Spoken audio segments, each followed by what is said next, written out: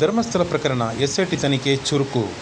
ಧರ್ಮಸ್ಥಳದಲ್ಲಿ ಹೆಣಗಳನ್ನು ಹೂತು ಹಾಕಿರುವುದಾಗಿ ವ್ಯಕ್ತಿಯೊಬ್ಬ ನೀಡಿದ ಹೇಳಿಕೆಯ ಹಿನ್ನೆಲೆಯಲ್ಲಿ ರಚನೆಯಾಗಿರುವ ಎಸ್ಐಟಿ ತಂಡ ತನ್ನ ಕಾರ್ಯಾಚರಣೆಯನ್ನು ಆರಂಭಿಸಿದೆ. ಘಟನೆಯ ಬಗ್ಗೆ ಹೇಳಿಕೆ ನೀಡಿದ್ದ ಸಾಕ್ಷಿ ದೂರುದಾರ ಇದೀಗ ಎಸ್ಐಟಿ ತಂಡದ ಮುಂದೆ ಹಾಜರಾಗಿದ್ದು ಮಾಹಿತಿಯನ್ನು ನೀಡುತ್ತಿದ್ದಾನೆ. ಶುಕ್ರವಾರ ತಡರಾತ್ರಿಯ ವೇಳೆ ಧರ್ಮಸ್ಥಳ ಠಾಣೆಗೆ ಆಗಮಿಸಿ ಮಾಹಿತಿಯನ್ನು ಪಡೆದುಕೊಂಡ ಎಸ್ಐಟಿ ತಂಡದವರು ಇದೀಗ ಮಂಗಳೂರಿನಲ್ಲಿ ಸಾಕ್ಷಿ ದೂರುದಾರನಿಂದ ಮಾಹಿತಿಯನ್ನು ಪಡೆದುಕೊಳ್ಳುವ ಕಾರ್ಯ ಮಾಡುತ್ತಿದ್ದಾರೆ.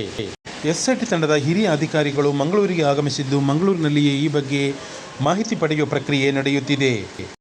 ಈತ ನೀಡುವ ಹೇಳಿಕೆಗಳನ್ನಾಧರಿಸಿ ಮುಂದಿನ ತನಿಖೆಯನ್ನು ಅಧಿಕಾರಿಗಳು ಕೈಗೊಳ್ಳಬೇಕಾಗಿದ್ದು, ಈತ ನೀಡುವ ಮಾಹಿತಿಗಳು ಅತ್ಯಂತ ಮಹತ್ವದ್ದಾಗಲಿದೆ.